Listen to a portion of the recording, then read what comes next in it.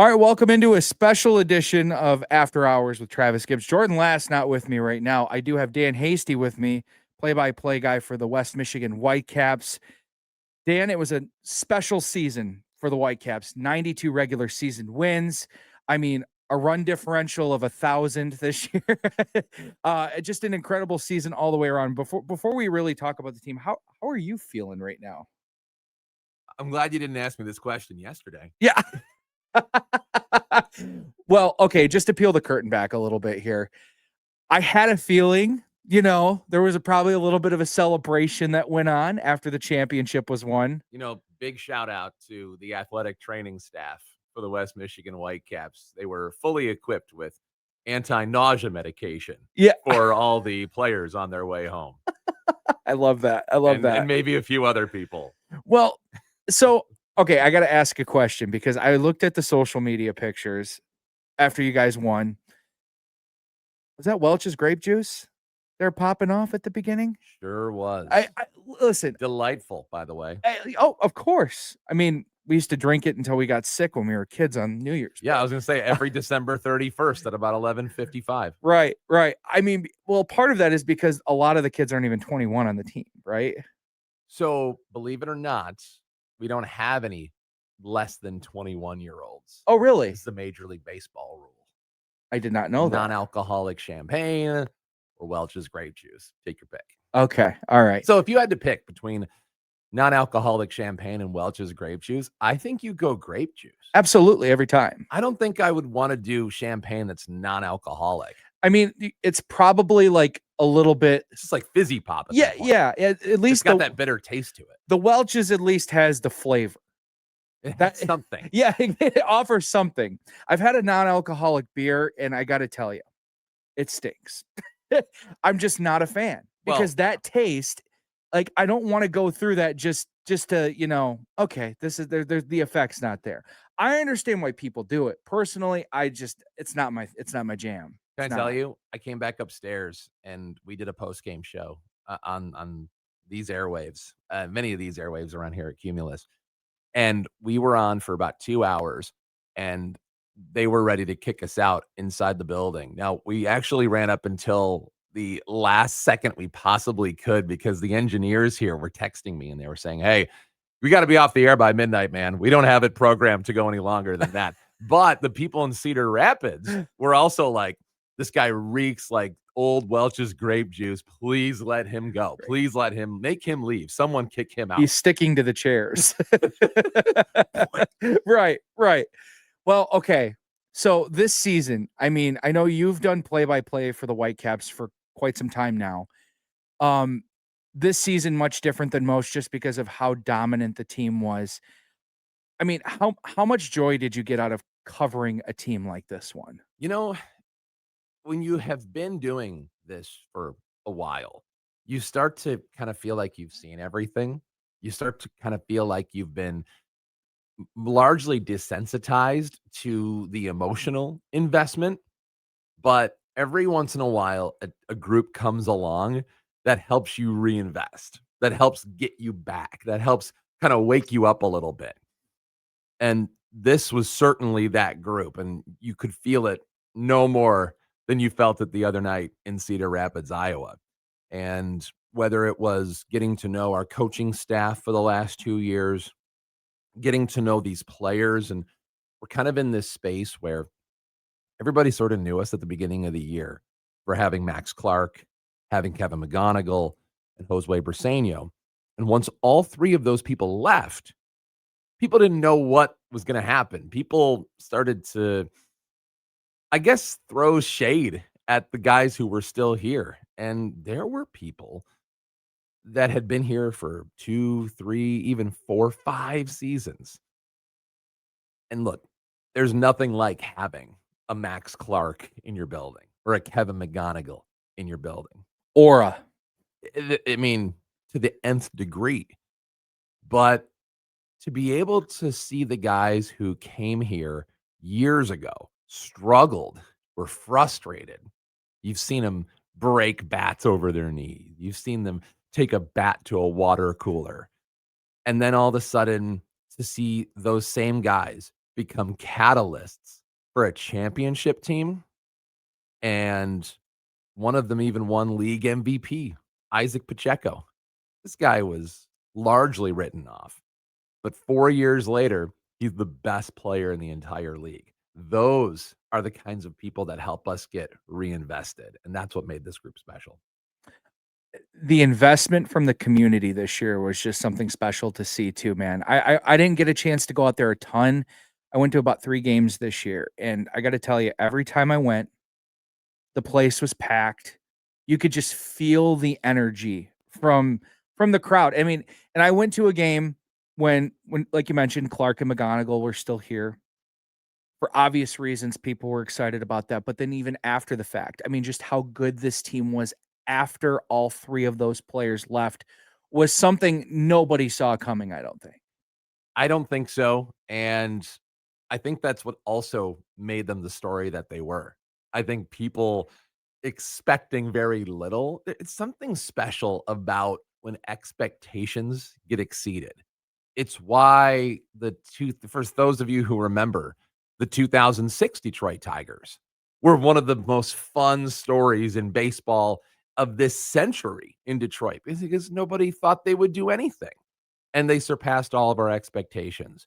I think to a lesser extent, 2024 in some ways felt similar, especially considering how the season began and then, of course, the big run late. So when you lower expectations, remember that Mad TV sketch? Lowered expectations. Remember that one?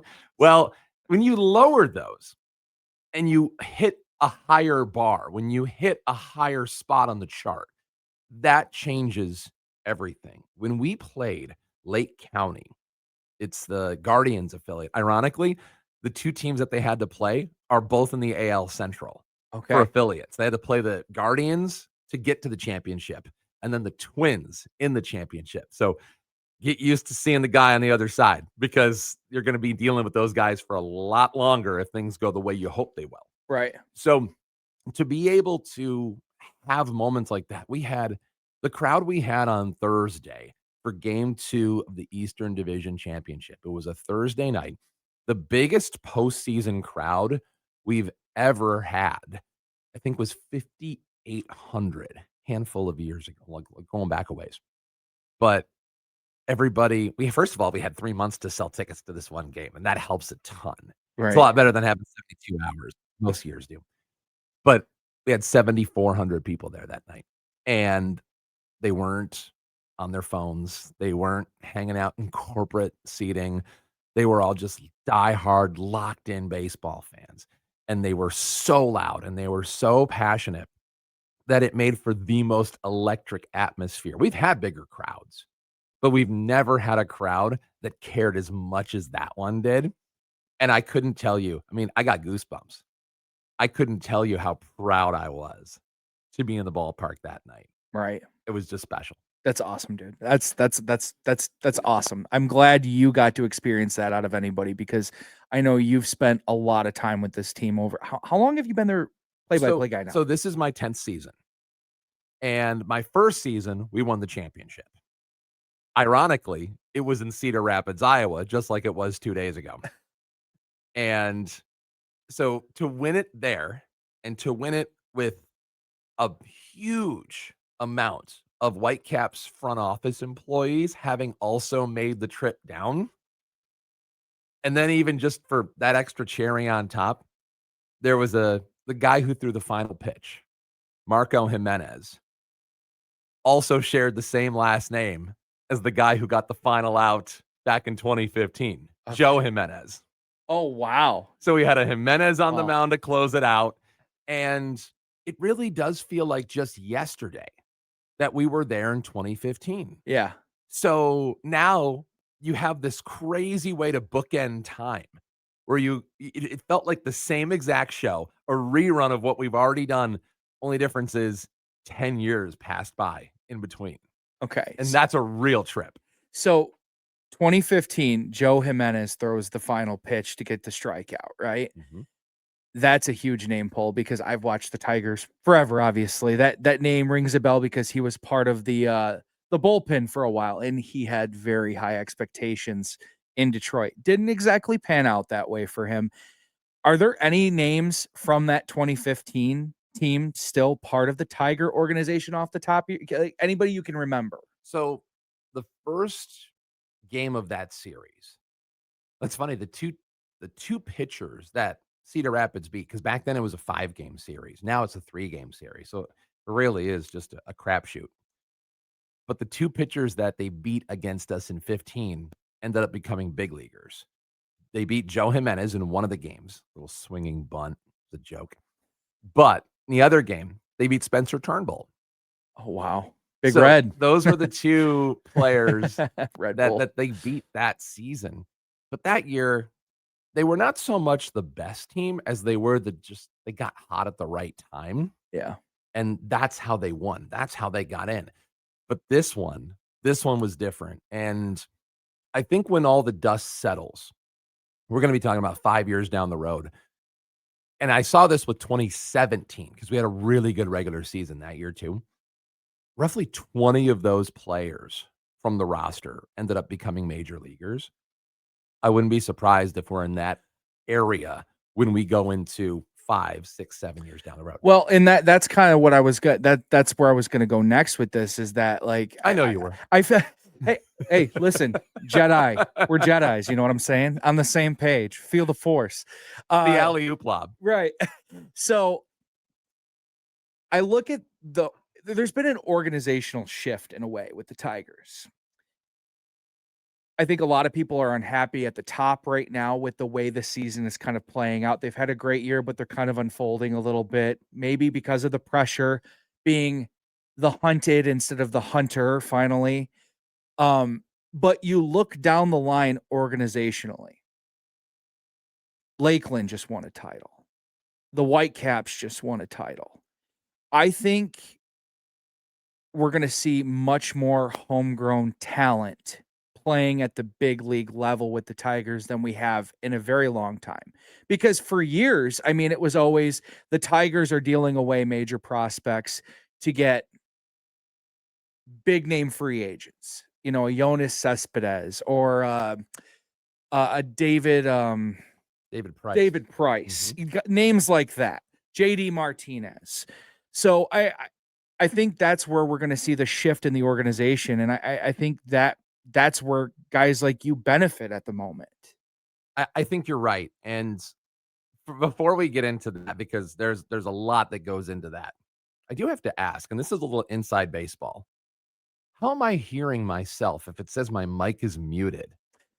So this isn't set up correctly, because it even has a little slash by my microphone, and I'm like, this is going to be one great one-person podcast. So all of the volume between our two microphones will feed this eventually, but it only comes through my microphone. It'll work. I promise. Fascinating. It doesn't make a lot of sense unless I couldn't go another moment without finding out how you're doing your magic over there. Well, listen. So good on you for being, observing that, because most times that'd be a problem. But the engineer has not figured out a way to make sure that all mics can be unmuted and like it's sourcing the audio correctly. But it'll work. I promise. It'll work. It'll work. Okay, so let's get back to it, because look, Scott Harris, for the longest time, and this was predating him, Dave Dombrowski, Al Avila, I think many people looked at teams like the Tampa Bay Rays, the Atlanta Braves, the Los Angeles Dodgers, to a lesser extent, maybe even the Milwaukee Brewers, but the San Diego Padres were this way as well. They continued to turn out solid major league teams as well as a good farm system. And I think with our experience, we've only been able to have one or the other. That's a reasonable place to be in. But if you're going to be ahead of the curve, you have to find a way to have both. And the only way you do that is if you have elite player development. And calling it what it is. I mean, Baseball America just graded every farm system. Baseball America is the great scouting service. They're probably the most well-known in the industry, and they gave the Tigers an A+ for their farm system this year. And and I can tell you this, even if it's frustrating to see what's going on at the big league level, you still got a team that's 20 games over 500. And I think back to all those years, 2006, 2012, 13, 14. You know the big difference between those teams and this one? I wanna say probably 25% of the payroll. I mean, they Yeah. still have a monstrous amount of flexibility, and it shouldn't be lost that they tried to go get an Alex Bregman, and they offered him a bigger deal than the one he eventually took. Granted, it was for more years, but who knows? Maybe that merry-go-round's coming around again at some point here in the near Yeah, future. no kidding. But they have it to a place now where they can continue to turn the wheel and find significant contribution from players in their minor league system. Riley Green just hit his, I want to say his 34th home run a couple days ago. That was the record. That set the new record for the most home runs hit in a season by a Tigers draft pick. And I think that tells you a lot about the lack of success that that system has had bringing players up. I mean, 34 home runs is good. It's not 50. It's not Right. 60. Yeah. It's not Aaron Judge, but it's solid. But that's what they've been dealing with. Yeah. They have not had it. But when Scott Harris got here, he decided to invest whatever he had into development. And now, without having to go out and spend a ton of money, which I think that they still could do and probably will do at some point, they finally have this process working to a place where they're going to continue to bring up really, really good contributing players. Now, and I think that's the sweet spot for a championship organization. You find that sweet spot between development and then supplementing the homegrown talent you have with free agents, good free agents to come in and kind of complement what you already have. You got a chance to see Riley Green play in West Michigan. You got a chance to see Spencer Torkelson play in West Michigan. You had 2 big name prospects here this year. Well, I don't wanna discredit Briseño, but I mean, Who was awesome, by the awesome, way. I incredible. mean, Yeah, unreal. And I think, like, they put out the Midwest League postseason all-star team. He didn't make it, and we were actually speculating a few days earlier that he could win league MVP. And so to go from not even making the list, we were yeah, like, "Okay, so clearly Major League Baseball, who makes these lists, probably do it like they select players to go to the big league all-star game. yeah, They wanna make sure that every team or most teams have at least one representative. yeah, Because the truth is when you go 92 and 39, you can make the whole flipping team. You can right. put every single one of those guys on that list and justify it. We had double the amount of the next closest team on that list. So, I mean, look, we're spoiled. We got absolutely spoiled this year. You look at the 2 guys though, Clark and McGonigal. Mhm. A lot of people are, already saying these are gonna be superstar players at the major league level. You look at guys like Torkelson and Green that you've already covered. They're solid big leaguers. I think Riley Green, obviously still a lot of room for growth there. They're young still. Torkelson too, but I don't know. I don't think they are what they are at this point. I think Yes. Riley Green is like a Justin Upton type player in his prime, where he's going to go away for 2 weeks, but then he's going to carry you in the third week, and he's going to win you 5 or 6 ball games in a week. Right. Whereas Spencer Torkelson, maybe he's a Pete Alonso light. Maybe that's what he is. Maybe he's not 45 home runs. Maybe Great he's value, 35. Pete Alonso. Great. Yeah, that's right. America's choice. Pete Alonso. Do you think Max Clark and Kevin McGonigal, though, do you see these guys being superstars at the major league level? I think it's tough to put that on a particular player. What I can tell you is this. Kevin McGonigal, we only had him for 36 games this year. He was the best hitter I've ever seen play for West Michigan. better than Riley, better than Torque, and those guys were fine players, very, very good players for us. Colt Keith, there's some guys that came through over the last couple of years. It used to be they never made it to the big leagues. They would be good for us, and then they would go peter out in either high A or double A or triple A. Then we made that flip after the pandemic. We became high A, and then we got a chance to see guys really get tested because succeeding in low A and succeeding in high A are two very different things when it pertains to your chance of making it into Major League Baseball. That one little step makes a huge difference. Kevin McGonigal is the best hitter I've seen come through. And as a talent, he's strong in most areas, if not all areas. But his bat is hard to process. I mean, I remember one game, and this is silly in some ways, but follow me on this. So we were facing a pitcher who was throwing 102 miles per hour throughout the majority of the night with just a sick, I think it was like a 93 mile an hour slider. And then and McGonigal, I think, went 4 for 4 against him. I mean, against a guy with that kind of heat. But the Whitecaps blew out their opponent that night. And then McGonigal had one last at bat. And it had to come up against the other team's first baseman who came in to pitch. So instead of going against 102 with a 93 hook, now you're asking a guy who is tuned up for nothing but pure octane to go hit essentially a beer league softball pitch. Yeah. So much easier said than done. Because these guys they're in batting cages, they're in sports science rooms, and I can promise you, we can bet dollars to donuts that there is never a moment wasted on, well, what do we do if the first baseman comes in to pitch? We don't have time for that. We have time to help you learn to hit the best that another team has to offer.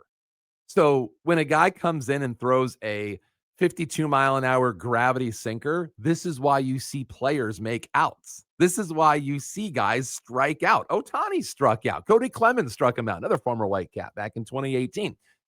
And they threw him a couple of pitches. He just waited, watched, and as soon as he was ready, just a seed into right center field, up the gap all the way to the wall off 52. And you're like, that's really hard to do.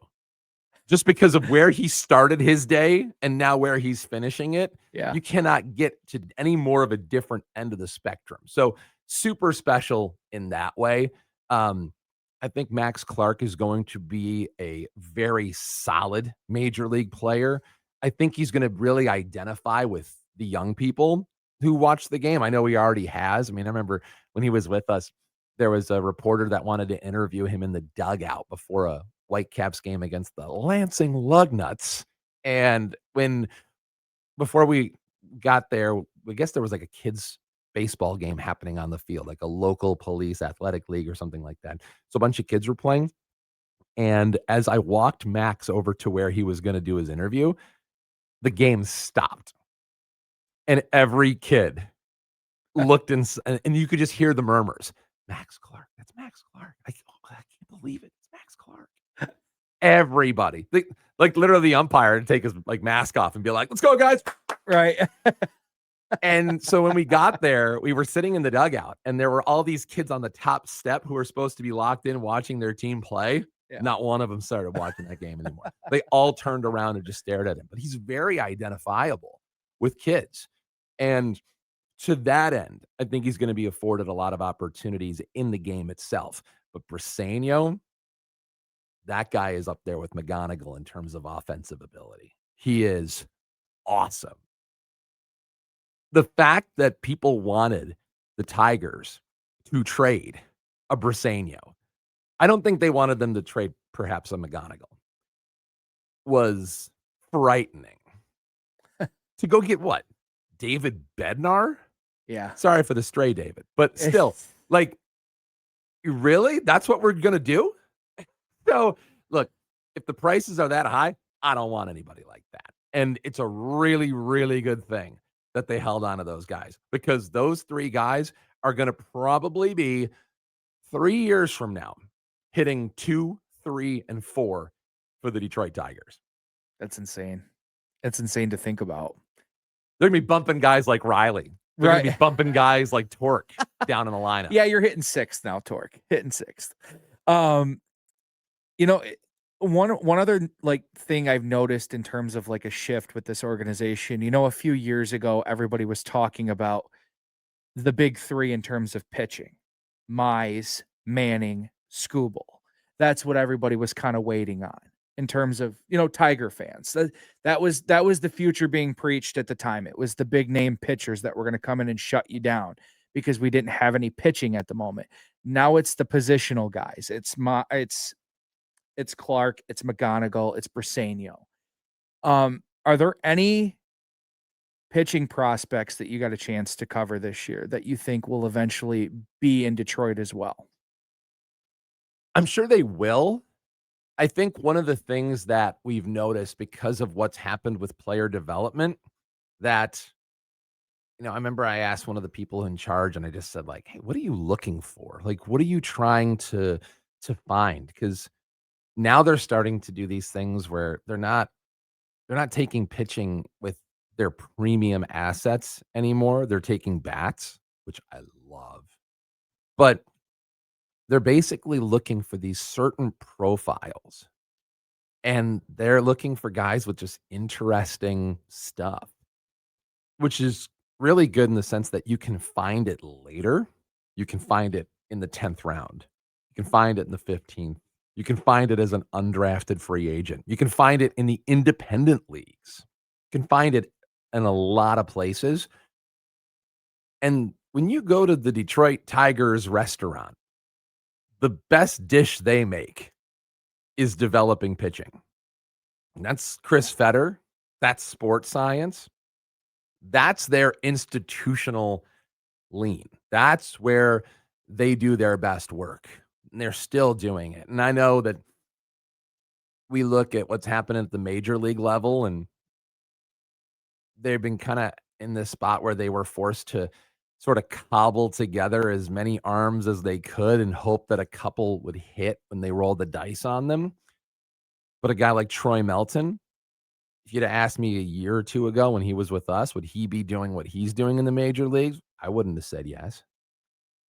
And I think that's what we're going to see. Kiner Montero was not all that much of a standout pitcher for us. But then he goes up to the big leagues and he's had some games. Yeah. So now big spots too. Yeah. And so when you watch these guys, it's basically because they're looking for these certain types, these archetypes of pitchers. And it's really hard now to know which ones they're going to hit on. You can talk about which position players they're going to hit on because they've got those guys in spades. But even if they don't hit on this mishmash of different style pitching that they look for, okay, so then your offense will hit. Then you go buy your pitchers. And this is why the Mize, Manning, Skubal, Faedo, Burrows, all those first-round picks in Skubal, that's why building and using premium assets on pitching is bad business. It's not risk-averse because every pitcher who's worth anything goes through injury problems, goes through inconsistency. One day their fastball's 97, the next day it's 90. Hitting doesn't go through that. Hitting, maybe a Riley Green guy can be like a, hot and cold kind of guy, but his swing doesn't get slower. It still stays the same. And the stability and the safety of taking bats far outweighs taking pitching. And that's why the house of cards fell around the Al Avila era, because all of his assets were all in that area. Now you see what Scott Harris did. First draft, Max Clark, Kevin McGonigal. How good can you get the first time through? Yeah. So, the next time Bryce Rayner, he's going to be something. He's going to be fun. We're probably going to see him next year in West Michigan. So I'm looking forward to that. Unfortunate injury this year. Yeah. Yeah, he had the same thing Colt Keith had a couple of years ago, diving back into the bag, shoulder pops, and that's that. So now you see where they care, where they're focusing. Scott Harris is the guy I've always wanted to run my baseball team. That's that I mean, Wow. I mean, Okay. and that's an organization that had a future Hall of Fame executive in Dave Dombrowski, Yeah. who is great in his own right. Yeah. But for what Detroit is and what Detroit needs to be, this is the kind of person that they so desperately need. They don't have deep pockets like they had in the Mike Ilitch era. They're going to have to do it in a different way. And they're going to have to go against 100 years of history that say that they can't do it this way. And that's why this is something that is happening for the first time in both of our lives. Forget a generation. First time ever that they've actually been able to develop. And if you want to go back to the 70s when Alan Trammell and Lou Whitaker and Lance Parrish came up, sure. Right. Right. But that's a distant memory for a lot of people, or not a memory at all, myself included. Yeah. Same. And now this is a group that when the dust settles is probably going to be mentioned as that contingent for us. But it took 50 years to find it. It's just something to think about for the people that, because there's a lot of this going on in the fan base right now. I mean, there's the people going, Tell me more about that. spend, and then there's the people that are saying develop, and it's like this on social media constantly. Well, you can do both. It's just, if you're going to spend, first of all, how many times do we say, I'm glad we gave that guy $200 million? I mean, there's not a lot of times where a big contract gets handed out and that player supersedes the value of it. Yeah. Usually, you're buying at the top dollar level to get about 70%. I mean, it's almost like buying a new car. The second you drive it off the lot, Yeah. it loses value. Right. That's what buying free agents are like. Yeah. So now you're essentially, getting 30% less than you wanted if Right. you're lucky. Yeah. But a lot of times it goes like Javi Baez, and they've actually gotten something from him this year. Yeah. It's kind of funny. He was a starter in the All-Star game. I know. What planet are we on? I So now they have this ability to develop and get themselves to a place where they go, okay, it's time to take a shot. They try to take it this offseason. I have a feeling they'll try and take another one, if not another one or two, coming up this winter. Well, the Tigers right now, 4.5 games up on the Cleveland Guardians. Still in a good spot in the They're drive. leaving the door open. They kind of are. The door is still open. Good thing Scooble's pitching today. Hopefully, health-wise, he's good to go because of that scare from last week. Yeah, all bets are off if he's not healthy. But I mean, obviously you and Nate Wangler, who's also fantastic on your guys' broadcasts. He is. On cloud nine because of what the Whitecaps did this year. Just an incredible run. Before we go, and believe it or not, we've been talking for over 30 minutes already. I love it. Your favorite moment from the season outside of obviously winning it all? So one of my favorite things about this experience is getting to find, it's almost like breadcrumbs of the potential for guys who nobody is talking about. Guys that will end up becoming major leaguers, but it doesn't look like it right now. So there's this one kid. His name's Patrick Lee. Call him Patty Lee. He was playing independent league baseball, I think about a year and a half ago. And the Tigers went and signed him. He's 25 years old. He's older than most of our major league prospects, but he is probably the player with the loudest tools of anyone on the team, but he can't hit consistently. So he's hitting like 205, but he might be the highest wins above replacement player I've ever seen hit 205. His fielding ability is Major League Baseball Gold Glove caliber right now. His arm is exceptional. He's got a bazooka. And when he has needed it most, he has used it to throw players out on the bases to end and win ball games, close games. His speed is exceptional. I think he had a 96% success rate stealing bases this past year. Wow. So he's got these 3 unbelievable tools. Then you look at the bat. So yeah, he hit 205. Yeah, he didn't hit for a ton of power. But he also just so happened to register the highest exit velocity on a swing from any player on the team. He hit a ball 116 miles an hour. Oh my God. That's reserved for the Giancarlo Stantons and the Aaron Judges of the world. Yeah. I'm convinced he didn't close his eyes and swing at the pitch. He had a couple other good swings like that throughout the course of the season. But he has it in there somewhere. Yeah. He just has to find a way to hit. But if he does, he is a very, very good Major League Baseball player. He made a play in a game where it was a runner at first, 1 out. We're up by 1, playing Cedar Rapids, ironically enough, the team we just played to take the championship. And again, 1-run game. Guy at the plate hits a line drive towards center field. Patrick Lee's playing right. Our cameraman is showing the center fielder looking like he's not going to be able to play it because it's going to get down in front of him in right center field. And now we're in trouble. It's a 1-run game. You got guys at the corners and 1 out. Out of nowhere, he wasn't even on the screen, came Patty Lee, made a full extension diving catch. And the best part about it was that he also saw before the pitch that the guy at first had taken off to run towards second, try and steal second base. So he makes this Superman style snow cone catch. Then he gets up on his feet immediately and fires a seed back to first to double off the guy who went to second.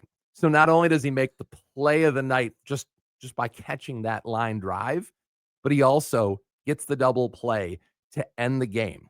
And in a world where walk-offs only come when you're at the plate and when you're hitting, that was a walk-off double play if I've ever seen one. And it was one of the most athletic plays I've ever seen anybody make. He is a really fun baseball player. I mean, we had him on the bench throughout the course of the postseason, and I was thinking, like, it's going to be really funny 5 years down the road when we're like, even our bench guy ended up being a 3-WAR player in the major league. Right. So Patrick Lee, that play for me stands out because it was just so exceptional. He actually won the minor league baseball premier play of the month in August for making that catch. So wow. He and that ended up on SportsCenter as well. So it was we had that. We also had another play that made SportsCenter the top play about 2 weeks ago when we were in Great Lakes.